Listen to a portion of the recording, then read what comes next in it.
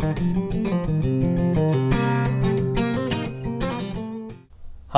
and welcome to this episode of John's Model Kit Review. In today's fun classic kit review video, we're going to be looking at the Monogram Classics Hawker Hurricane Mark IIc in 1/48 scale. This is Monogram Classics kit number 0090. Although the copyright on this particular boxing is 1999, the original molds for this kit came out in the 60s, I believe. Be sure to check out the Hawker Hurricane playlist. I have previously reviewed Airfix's 1/48 scale Hurricane, as well as their 1/24 scale Hurricane, and Hasegawa's 1/48 scale Hurricane Mark I. In this review, I'll have a series of photos of the built-up kit. We'll also go through the kit instructions, and I'll talk about any problem areas to watch out for.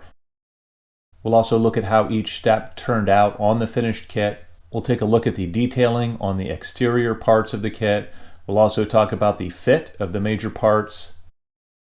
We'll also talk about the fit and clarity of the clear parts included in the kit. We'll also talk about the detail on the interior of the kit. We'll take a look at the detailing on the landing gear on this kit. This kit actually has a cool feature in that the main landing gear is retractable.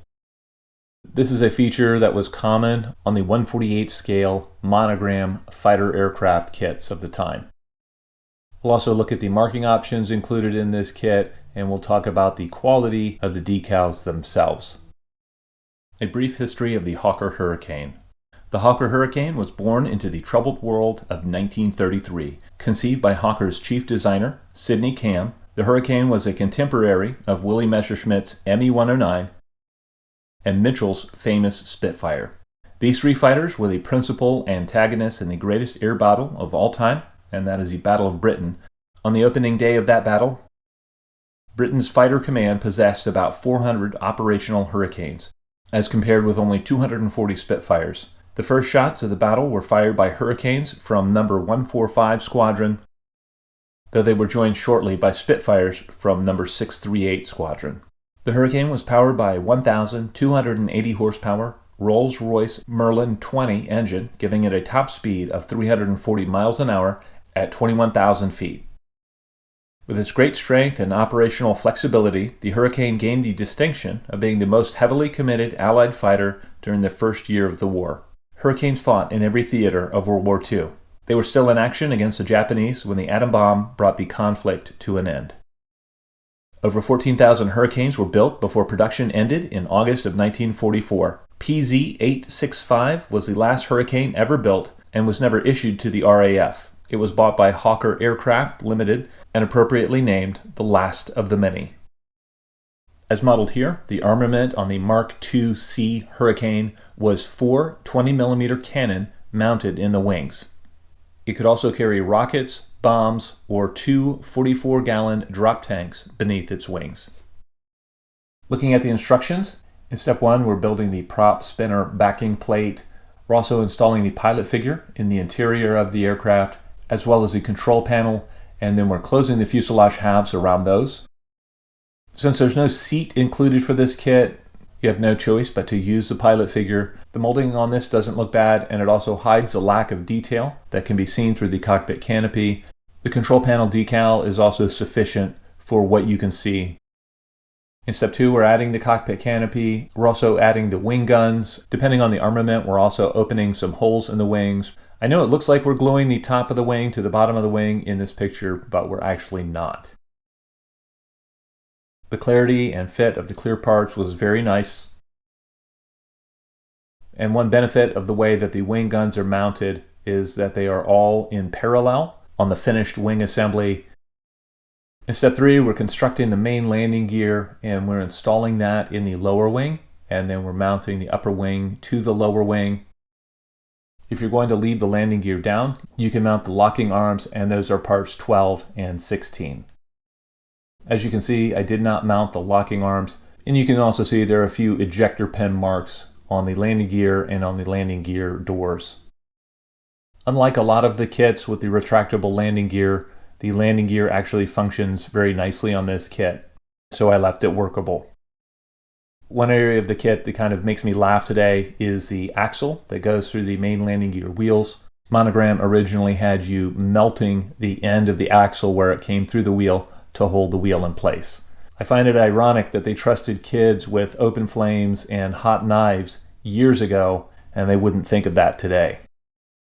Moving on, in step 4, we're mounting the fuselage to the wing assembly, and we're also mounting the horizontal tail planes to the fuselage. I had no issues with this step or the fit of these parts. In step 5, we're adding the prop to the front of the aircraft as well as the exhaust. We're also mounting the pitot tube, the radiator, and the air scoop. You need to choose which air scoop to use based on the version that you're building. As simple as it is, the prop actually looks pretty decent on this kit, as does the radiator and the air intake. In step 6, we are building underwing ordnance, and that can be the fuel tanks, that can be underwing rockets, that can be the 40mm gun pods or bombs. Since the version I built was never sent into combat, I did not mount any of these items. Moving on to the marking options, there are 5 separate marking options included in this kit. Tucked away in the corner of the instructions, there's an all-black night fighter Hurricane. The second marking option is the one that I modeled, and it is the last of the many. This plane is medium sea gray with dark green camouflage on the upper surfaces. Also included are 4 different desert scheme aircraft. These are the dark earth and midstone over azure blue. The decals themselves on this kit perform very nicely. They're in register, they're opaque, and I had no issues with them.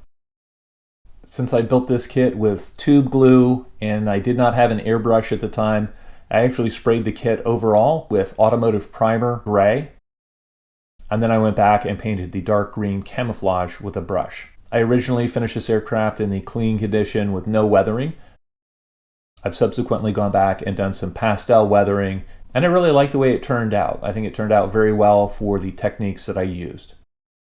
Looking at the surface detailing on the kit, it is a mix of engraved panel lines as well as raised panel lines and some finely raised rivets. And to my eye, the exterior surface detail doesn't look bad on the finished kit. In conclusion, in this day and age of 1,000-piece wonder kits, is a dinosaur like this kit still relevant? If you're looking at the latest and greatest, most accurate, most detailed representation of a Hawker Hurricane, there are certainly better alternatives than this kit. However, this kit is far more appropriate for younger modelers or modelers getting back into the hobby. It has a very low parts count. It has that fun classic kit feature of the retractable landing gear. It has a simple interior on it. The decals are excellent, and the finished kit certainly looks like a Hurricane. I thoroughly enjoyed building this kit. When I built it, it allowed me to gain confidence and practice my finishing skills. And it's still fun every once in a while to put the landing gear up on this kit and on the Monogram Classics ME109 and let them battle it out in the skies over my workshop. Well, I'd love to know what you guys think. If any of you out there have built the Monogram Classics Hurricane Mark IIc, please let me know in the comment section below.